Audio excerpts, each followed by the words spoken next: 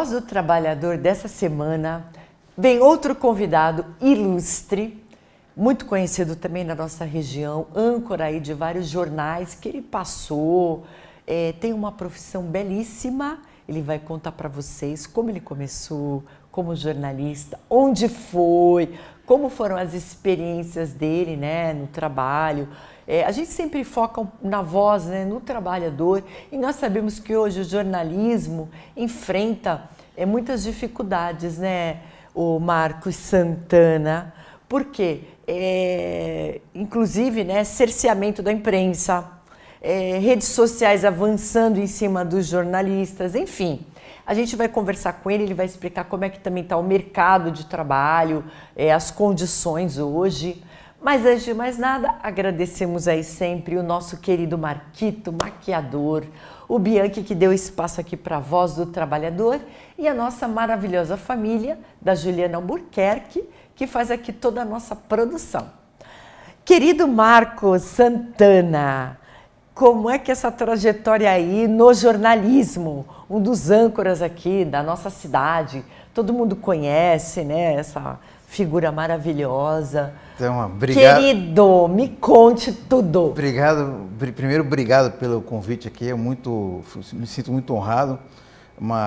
Primeiro, parabéns pela iniciativa, você dá voz e vez aos trabalhadores. E eu tenho acompanhado o programa, eu vejo que cada um dos seus convidados tem as suas particularidades, mas eu acho que ainda assim o público que acompanha em casa vê familiaridade com as histórias. Então é muito importante isso, você valorizar a voz e dar vez aos trabalhadores. E aqui na TV Tati Band, eu me sinto muito à vontade. O Marcos Bianchi é um profissional grande, antes de tudo um amigo que eu já acompanho há um bom tempo, e também a Roberta Lemos, minha colega de trabalho aqui, a nossa diretora de jornalismo aqui da Band TV, também faz um trabalho brilhante, e sempre que eu posso também eu colaboro participando dos debates, das entrevistas, principalmente em período eleitoral. Então é uma satisfação muito grande, me sinto muito à vontade e honrado com o seu convite, então. Sim, não podia faltar, né, o Santana? Nós começamos pelos trabalhadores avulsos, enfermagem, agora jornalismo, queremos trazer todas as categorias, aqui é a Voz do Trabalhador. Mas não fuja da nossa pergunta, nosso querido, você é de Santos, né? Sim, Santana, qual foi o teu primeiro trabalho? Como é que foi? Pois é, eu nasci em Santos, no bairro do Imbaré, pertinho ali do Macuco. Meu pai é baiano, minha mãe é alagoana. Meu pai, durante a vida inteira dele, trabalhou na indústria química de Cubatão. E o meu irmão mais velho, ele também se formou em engenheiro químico. Então, no ambiente da minha casa, só se falava em química, só se falava em exatas. E na escola eu gostava dessas disciplinas, né? Matemática, química, física, e a tendência eu achava, até então, eu imaginava que eu ia ser um engenheiro químico também. Só que 6, 8 meses antes do vestibular, eu mudei de ideia, porque durante a minha infância toda, meu pai ele sempre foi um assíduo leitor também.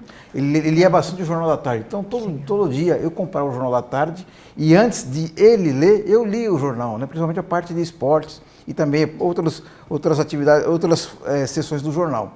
E faltando 6, 8 meses do vestibular, eu mudei de ideia. Eu falei assim, olha, puxa, eu gosto tanto de jornalismo, eu gosto tanto de ler, e aí eu decidi seguir a carreira de jornalismo. Né? Legal. Você fez onde? Eu fiz na Faculdade de Comunicação da Unisantos. Aliás, foi uma faculdade que eu tive grandes mestres e também grandes colegas que são amigos meus até hoje. Que legal. Inclusive, vários deles se destacam até hoje no cenário nacional do jornalismo. Posso citar aqui o Romeu Piccoli, que é um repórter premiado, repórter especial da TV Record. Temos o Alexandre Mota, que no Rio Grande do Sul, ele é o âncora daquele programa Cidade Alerta. E também tem o Edgar Buturão, que é o âncora do Ponto de Vista, também é o meu contemporâneo da faculdade, somos da mesma turma. E eu vou ficar aqui até o final do programa só citando aqui os colegas que, felizmente, todos eles se deram muito bem na carreira. Com você, né? Isso é muito importante, né? E aí você começou, qual foi o teu primeiro contrato, como é que é? Então, veja só. Você já partiu, então, fez o vestibular e já começou?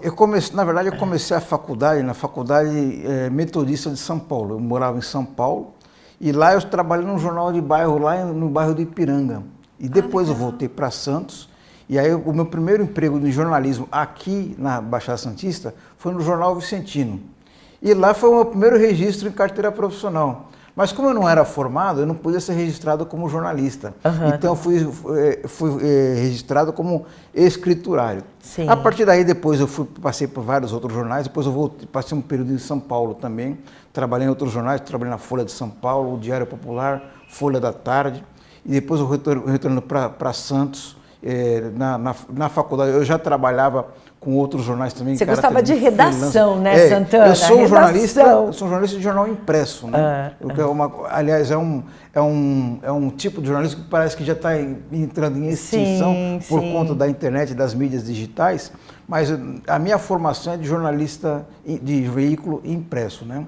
Depois disso, eu comecei a trabalhar em outros jornais aqui da nossa região, e eu me consolidei mesmo na carreira a partir de 1997 no Jornal da Orla. Lá também foi o meu primeiro registro em carteira CLT como jornalista, né? Primeiro como repórter e depois como editor, onde eu estou até hoje, né? Nossa, lá vão 30 anos. Isso, o Jornal da Orla eu me sinto muito satisfeito de ter participado dessa história do Jornal da Orla, que esse ano completa 50 anos de circulação ininterrupta, né? É um trabalho, é o resultado de um trabalho em equipe. Vários jornalistas passaram pelo Jornal da Orla. Aliás, eu tive também grandes professores, grandes mestres no Jornal da Orla. Vou citar apenas dois aqui, entre vários outros, que é o Carlos Mauri Alexandrino, falecido, e também o José Rodrigues, outro jornalista também que tem falecido, que era um grande especialista em questões portuárias, mas assim, era um grande humanista, era um grande professor, me passou ensinamentos, coisas que eu pratico e dissemino até hoje. Que bacana. Então, quer dizer, o forte dele é redação, mas vem cá, você está na TV, sempre foi migrando. Sim. E também, o que você acha, essa questão, né, você falou, interessante, o jornal impresso acabou, né? Santana, a Orla ainda está imprimindo, está entregando. Era o nosso jornal querido da Baixada, o Jornal da Orla. A gente tem um carinho, né, Santana? O Jornal da Orla é uma coisa interessante, que praticamente todo mundo tem uma memória afetiva com o Jornal da Orla. As pessoas que recebiam o jornal em casa, ou mesmo pessoas que trabalhavam no Jornal da Orla. Eu conheço muita gente que fala, eu trabalhei como entregador do Jornal da Orla, né? Porque antes da internet havia TV, não havia TV regional, né? Eram apenas as grandes TVs nacionais. E tinha os jornais impressos tinham uma força muito grande. Muito grande, né? É verdade. E agora o que a gente está experimentando, assim como em diversas outras atividades, a gente está vendo a tecnologia avançar muito rápido e bruscamente. E na comunicação isso acontece de um modo muito sensível, né? Porque na faculdade, por exemplo, eu aprendi o jornalismo escrevendo em máquina de escrever, né? Datilografando. Né? Hoje não tem mais isso, né? Não havia internet na minha época, e hoje as mudanças que a gente tem experimentado, elas são muito bruscas, muito drásticas, né? Então o jornalismo, de um modo geral, e o jornalismo impresso, de um modo específico, eles têm sofrido bastante para se adequar a essa nova realidade. E a tendência é que essas dificuldades se acentuem ainda mais, por exemplo, com a inteligência artificial. Né? Então, o profissional de jornalismo, não quero aqui fazer um discurso pessimista, mas acho que o profissional, principalmente aquele jovem que quer ingressar nessa carreira, ele tem que estar atento a esse novo mundo que se aproxima, que se apresenta para todos nós, e se preparar e se adequar a essa nova realidade. Infelizmente, a gente tem visto aí também, além da rede social, que tem também dado um impacto grande, né? Você também está com um podcast, né, Santana, agora? Sim. Como que é esse trabalho? Isso faz parte desse processo de transformação. Como que funciona esse trabalho? Porque o Jornal da Orla, como eu te falei, é um jornal tradicionalmente de veículo impresso. E agora, com essas grandes mudanças que a gente tem experimentado, cada vez mais o jornal tem investido bastante na internet. E nesse contexto, além do nosso website, que tem atualização em tempo real, nós temos agora o Orla Play, que é um canal do Jornal da Orla na internet. Que legal. Então nós temos lá um programa diário de debates, que chama Debate na Redação, onde o pau literalmente quebra ali, porque é um programa de debates. Então eu costumo trazer convidados que tenham versões diferentes de mundo, para que eles debatam e a audiência que tire a sua própria conclusão. Temos também outros programas. Tem um programa Roteiro Cultural, que eu levo muitos artistas, né? Músicos, atores, diretores de teatro, artistas plásticos, para dar voz e vez também à classe artística, que é um segmento muito importante da nossa sociedade. E temos também o programa Em Dia com a Saúde, que eu levo sempre profissional da área médica, área de saúde, cada um na sua especialidade, para fornecer informações de qualidade, que é um programa muito importante, ainda mais em tempos de fake news e do Dr. Google, né? Que todo mundo tem uma receita mágica para tudo, para curar os milagres, né? A rede cura social milagrosa. A rede tem... Então, acho que é importante o jornal utilizar a sua credibilidade, que adquiriu ao longo de 50 anos, e consultar profissionais especializados, credenciados, para oferecer uma informação de qualidade ao público. E sabe o que eu também acho interessante, né, no Jornal da Orla? Como que funciona, né? Então, o editor-chefe agora, né? Os jornais, né, você falou, acabou.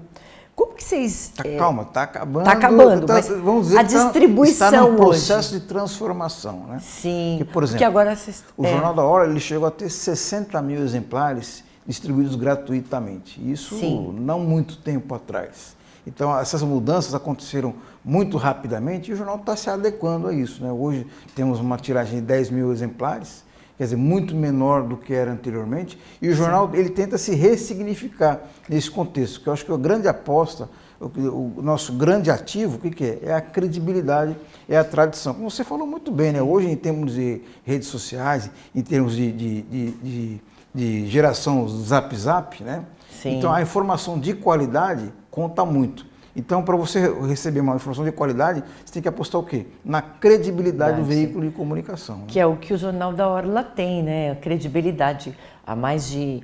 São 50 anos? 50 anos esse 50 anos aqui na Baixada.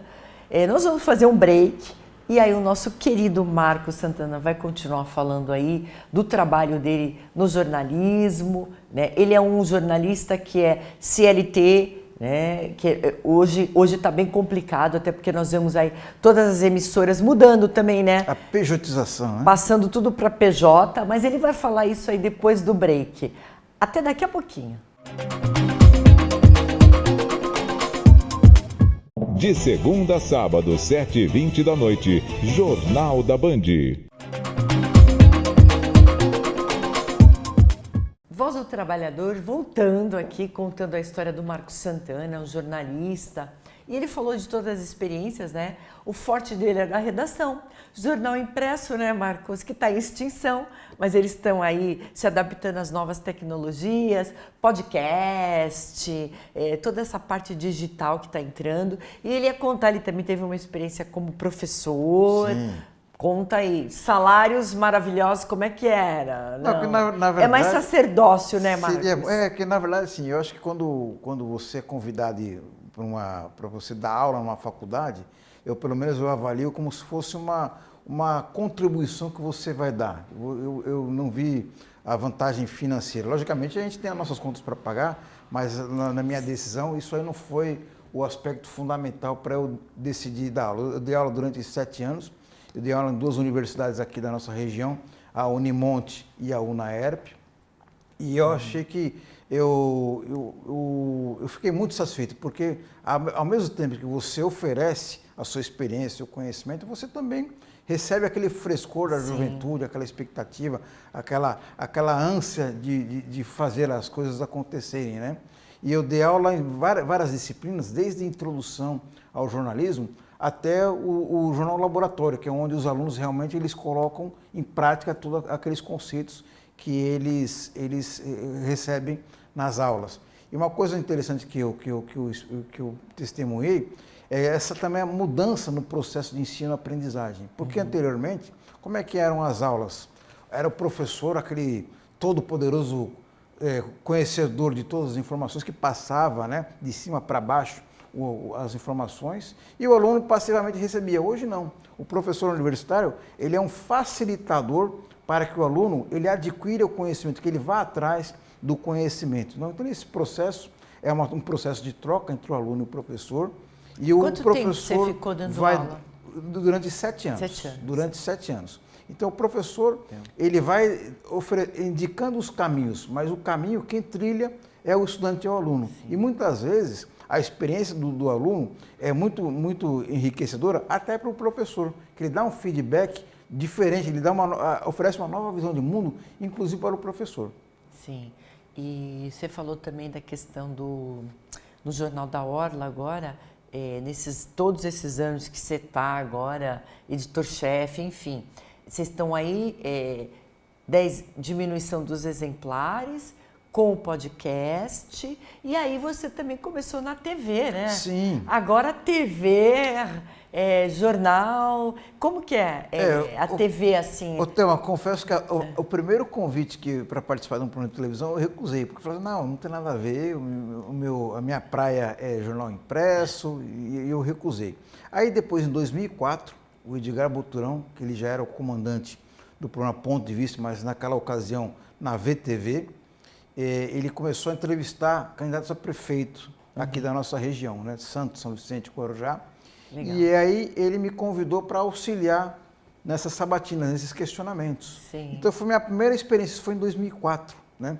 E a partir daí eu comecei a participar dessas entrevistas e depois comecei a participar como comentarista do programa Ponto de Vista. Aí depois começaram a surgir convites para outros programas de televisão aqui regional, inclusive aqui na Band, em outras emissoras. Comentarista político, programas de rádio, né?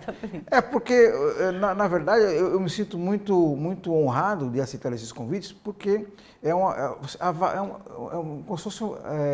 dá mais credibilidade à minha carreira, né? Sim, a partir do momento que as emissoras de rádio e televisão me convidam para participar, é um reconhecimento, né, da credibilidade que eu tenho também, né? E as próprias fontes de informação se sentem até mais seguros de participar a partir do momento que tem um jornalista ali que conhece, um jornalista que tem a credibilidade, né? E para você ver que essa briga, né, esses desentendimentos, digamos, né, principalmente dos políticos, né, esse momento que a gente vive bem conturbado na política, gera muitos comentaristas, né, e muitas pessoas não são jornalistas, não é advogado, o cidadão é só que der a opinião dele, que muitas vezes dificulta um pouco, acho que até o trabalho, né, da própria imprensa. Existe uma confusão que se faz aí com relação à liberdade de expressão. Sim. Né? Muita gente acha que a liberdade ela é plena, mas não existe liberdade plena, muito menos a liberdade de expressão. Qual que é o limite? É a lei. Você não pode divulgar mentira, você não pode disseminar o ódio, intolerância de gênero, de sexo, de raça e assim por diante. Esse é o limite. Então, muitas vezes, as pessoas acham que pode fazer o que bem entender quando está diante de um microfone, diante de uma câmera, quando não é bem assim, né? Daí a importância do jornalismo, né? Eu não vou falar jornalismo profissional porque é uma redundância. O jornalismo, ele precisa que ele seja profissional, né? Então, muitas vezes, a pessoa imagina que por ter uma grande audiência, ela está credenciada a falar qualquer tipo de bobagem, quando não é bem assim, né? Sim. Então, o nosso papel como comunicadores, como jornalistas, é também fazer esse trabalho de conscientização para as pessoas procurarem fontes de informação com credibilidade. Sim, e também os que vierem com fake news, né, enfim, eles têm que responder criminalmente até pelo que ele está falando. Agora, uma coisa também, o teu, né, no jornalismo, hoje tem muito, né, a censura, né, nós tivemos aí vários veículos, né, que sofrem censura. Você já teve algum problema assim no jornal? Olha, censuraram, muitas vezes não porque você colocou algo que foi equivocado, mas porque determinado veículo falou, não, isso não pode, você já teve algum problema assim? O que eu posso te dizer, que eu acho que isso é uma coisa, faz parte do jogo, são pressões, né? Uhum. Então a pressão do poder político e também do poder econômico, né? Porque muitas vezes, quando você vai publicar uma informação, você vai publicar uma reportagem, você acaba contrariando interesses políticos, econômicos, até mesmo religiosos, né? Então, mas aí como é que o jornalista tem que se resguardar? Confiando na informação, checando a informação. Se aquela informação ele percebe ele tem certeza de que ela é exata, então não tem por que você temer, né? Então, mas esse tipo de, não chega a ser uma censura, mas esse tipo de pressão realmente existe, né? Eu, graças a Deus, eu sofri apenas um processo na minha vida de jornalista e ganhei, que era um delegado de polícia. Eu fiz uma reportagem que a investigação demorava demais, né? Para concluir? Para ser desencadeada, né? E aí eu fiz uma reportagem sobre isso daí. E aí ele me processou, né? Porque eu estava achando que eu atingi a honra dele, mas eu mostrei que realmente aquela investigação, aquele inquérito os fatos, estava demorando demais. E aí foi a única vez que eu fui processado e acabei ganhando. Então você está bem, só um processo. Porque hoje, com essa questão também da pessoa se sentir ofendida, às vezes você está falando algo que, principalmente dependendo das carreiras, né? Políticos, judiciários no geral, enfim. Você fala algo que realmente é demorado, que o político não agiu corretamente, enfim. Que agora, hoje a gente tem essa demolição, né? Você tocou num ponto importante quando se pergunta sobre censura, tem também o outro lado que é a audiência. Que a audiência muitas vezes tenta fazer uma espécie de vandalismo com a sua reputação, né? Ataques à sua honra, ataques muito virulentos, muitas vezes de ameaça. Quer te desqualificar. Tá muito isso, né? Desconstruir a imagem. Nesses últimos anos recentes, né? nesse período recente da história política do Brasil, a classe política, a classe jornalística de modo especial, sofreu muitos ataques. E infelizmente eu não fiquei alheio a isso também, né? Eu também sofri muitos ataques de pessoas que, contrariando ao espírito crítico do jornalismo, né, faziam ataques pessoais, de ameaças. Principalmente como comentarista político, né? Nesse que o Brasil está dividido aí nesses extremos e as pessoas muitas vezes não aceitam, né? E querem te condenar, praticando linchamento virtual, né? Muitas vezes isso é desagradável para quem testemunha, né? Mas ainda assim, eu acho que o que deve prevalecer é a credibilidade do jornalismo e ele não pode prescindir de exercer a sua profissão. Sim. E aliás, uma função que é de apurar as notícias, porque você não é jornalista lá na rua para saber o que está acontecendo. Muitas vezes é coisa simples, né? Que a gente fala, olha, aconteceu um acidente ali na Azevedo Sodré, o motorista caiu dentro do buraco, e aí vai se desventar toda aquela história, e aí alguém vai se sentir ofendido e ainda vai querer discutir com o jornalista. Hoje o jornalista está sofrendo muitos ataques também, né? Não, né? Às vezes por motivos...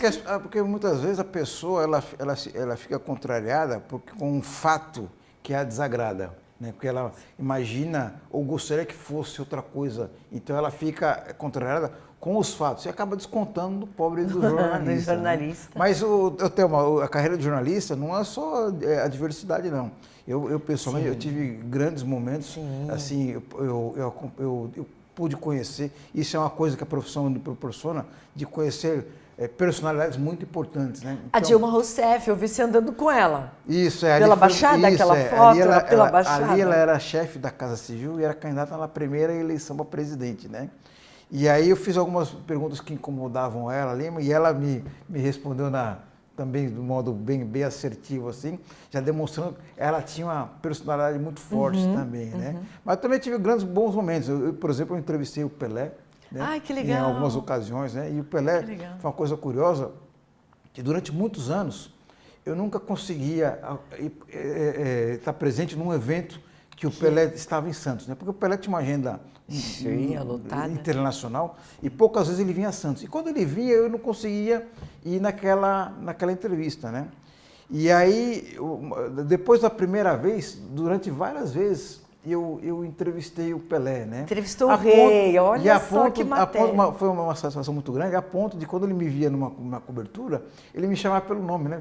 Ele me chamava de Marcos, né? Marcos conhece, mas tudo bem, né? O rei Pelé, ele tem crédito, né? Mas foi assim uma experiência muito grande. Entrevistei diversas outras personalidades, artistas, chefes de cozinha,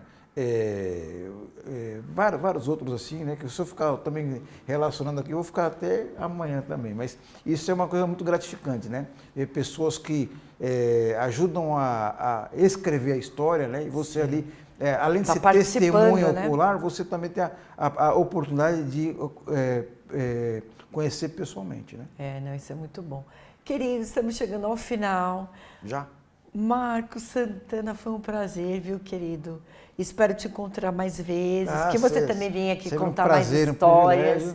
Esse profissional aí brilhante, de credibilidade, não precisa nem falar, só o que ele já falou aí do tempo, engraçado que ele trabalha 10, 20, 30 anos, nem vamos perguntar a idade dele, mas só de hora o nosso jornal querido, te parabenizar pelo trabalho de excelência aí que ele tem feito, não só no jornal, mas na TV também, né? Dando credibilidade aí, ainda mais para o jornalismo. Marcos, muito obrigada. Eu que agradeço e desejo sucesso e longa vida à Voz do Trabalhador aqui na Tati TV.